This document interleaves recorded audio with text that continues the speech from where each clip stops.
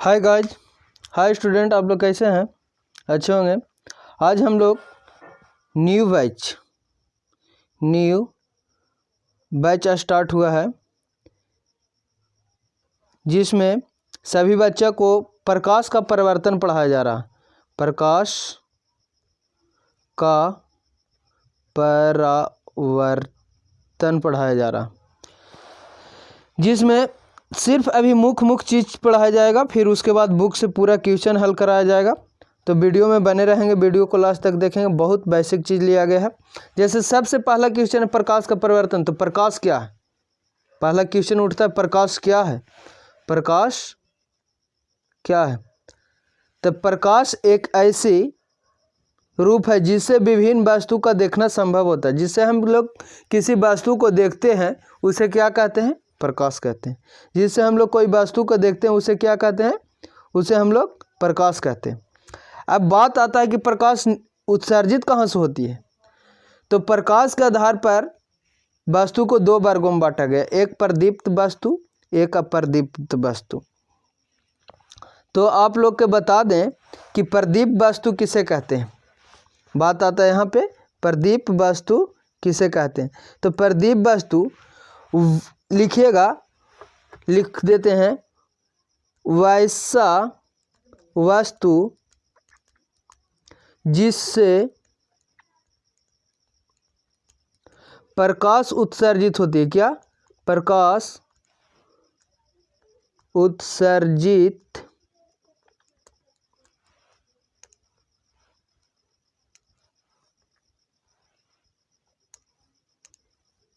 जिससे प्रकाश उत्सर्जित होती है,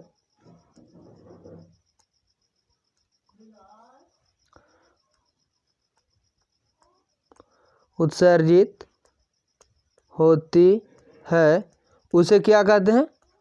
उसे प्रदीप्त वस्तु कहते हैं। जैसे सूरज, तारा, जुगनू इत्यादि चीज है।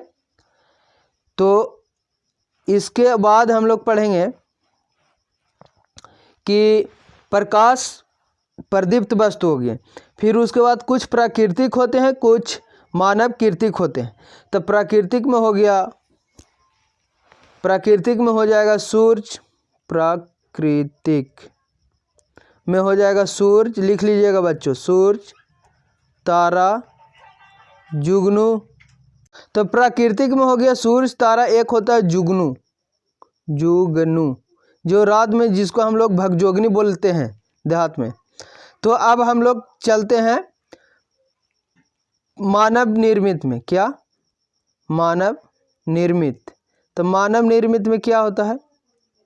तो मानव निर्मित होता है बल्ब, ट्यूबलाइट, टॉर्च,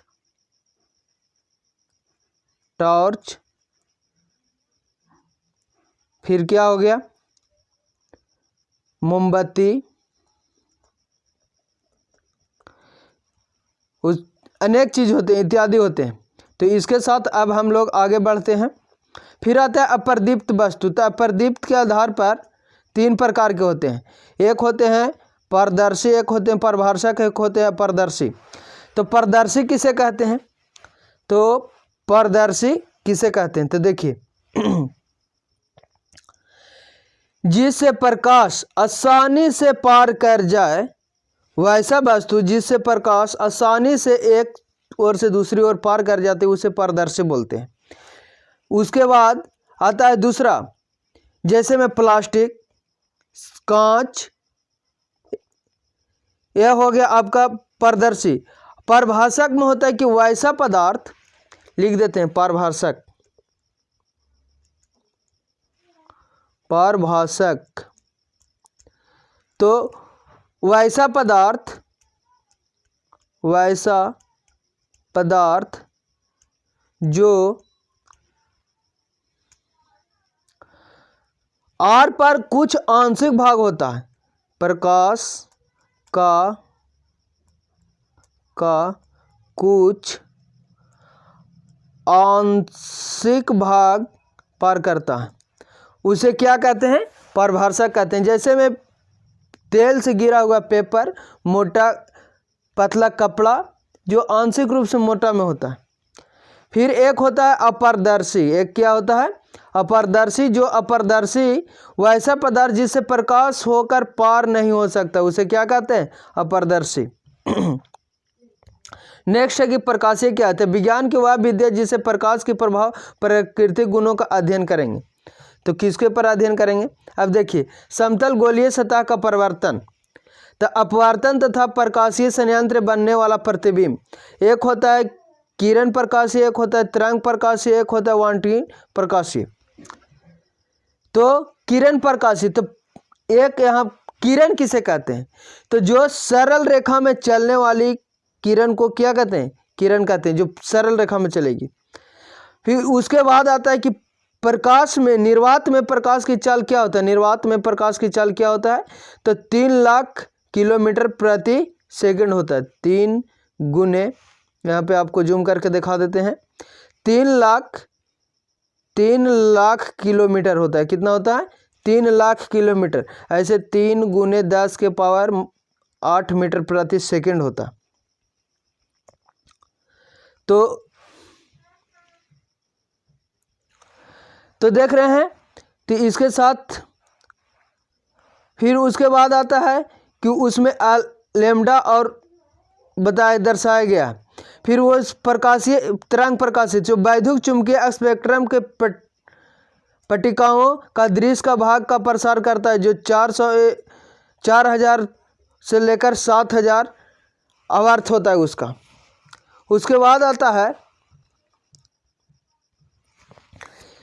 प्रकाशीय किरण। तो प्रकाश का परावर्तन होता है, तो किसी पृष्ठ से टकराकर अपवर्तन के बाद पुनः उसी माध्यम में लौट जाता है, उसे क्या कहते हैं हम लोग? प्रकाश का परावर्तन कहते हैं। फिर उसके बाद आते हैं हम लोग अपवर्तन। तो एक माध्यम से दूसरे माध्यम में संचारण के कारण वेग का परिवर्तन को क्या कहा जाता है? अपवर्तन कहते हैं। दूसरा होता है संघनन से विरल माध्यम में कांतिक कोण का बड़े कोण का अपवर्तन क्या है? तो संपूर्ण कांतिक कोण का होता है जो मृत मार्चिस का, हीरे का चमक होता है। नेक्स्ट, अभी तक आप लोग सक्सेस पाथ एजुकेशन को सब्सक्राइब नहीं किए तो प्लीज़ सब्सक्राइब और लाइक करेंगे। परावर्तन क्या है? तो परावर्तन आप लोग पढ़ लिए, तो इसी के साथ आगे हम लोग पढ़ेंगे अभी और।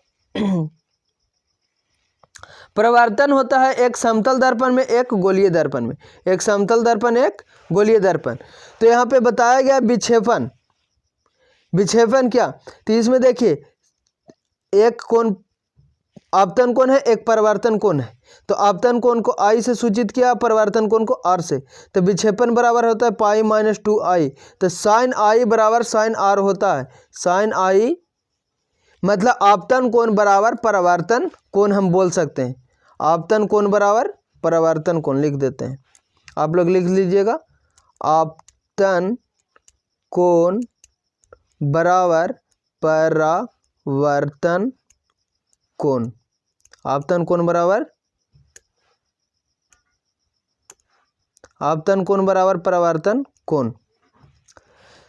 तो इसका वस्तु की दूरी को U से सूचित करते हैं, प्रतिबिंब की दूरी को V से सूचित करते हैं। वस्तु की दूरी को U से सूचित करते हैं, प्रतिबिंब की दूरी को V से सूचित। काल्पनिक के सामने आकार उसका उल्टा प्रतिबिंब होता है।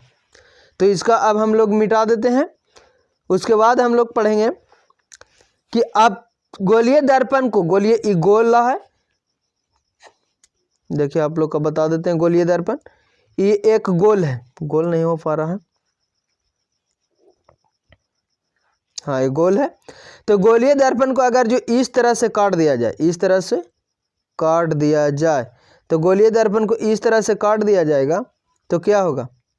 एक बन जाएगा ये अवतल दर्पण और एक बन जाएगा उत्तल दर्पण। एक अंदर से इस तरह से ये हो जाएगा और एक अंदर से इस तरह से हो जाएगा। ये हो गया अवतल। तो अवतल और उत्तल बता देते हैं आप लोग का डायग्राम बहुत अच्छा से। देखिए ये अवतल का हो गया और उत्तल का इस तरह से होगा। तो अवतल वास्तविक एवं आभासी प्रतिबिंब में इसका छोटा प्रतिबिंब होता है और ये उत्तल में इसका में होता है, और इसका में आभासी सीधा एवं छोटा जो गाड़ी के साइड दर्पण के रूप में प्रयुक्त किया जाता है। उपयोग बता रहे हैं, अवतल दर्पण का उपयोग और उत्तल दर्पण का उपयोग। बहुत अच्छा क्वेश्चन है। उपयोग लिखें तो अवतल दर्पण का उपयोग, अवतल दर्पण का उपयोग। तो अवतल दर्पण का उपयोग हम लोग डॉक्टर लोग करते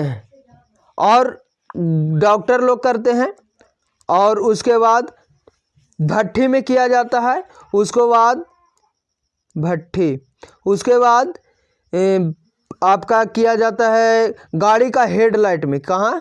हेडलाइट में किया जाता है। ठीक है, इसके बाद हम लोग उत्तल दर्पण पढ़ेंगे। इसके बाद उत्तल, तो उत्तल दर्पण का उपयोग गाड़ी के साइड मिरर के रूप में किया जाता है। तो अब हम लोग आते हैं अपवर्तन क्या है। तो अपवर्तन के कारण तारों को टिमटिमाना, डूबी हुई वस्तु का मुड़ा हुआ दिखाई देना। जैसे आप लोग का परीक्षा में पूछेगा कि तारे क्यों टिमटिमाते हैं, तो प्रकाश के अपवर्तन के कारण। या तो पूछेगा कि भरी हुई बाल्टी है, ये बाल्टी में अगर जो इतना पानी भरा हुआ है तो इसमें छड़ी तिरछा क्यों दिखाई देते हैं, तो प्रकाश के अपवर्तन के कारण। मुड़ी हुई क्यों दिखाई देते हैं, तो प्रकाश के अपवर्तन के कारण दिखाई देता है। तो अब हम लोग आते हैं, थैंक यू वेरी मच।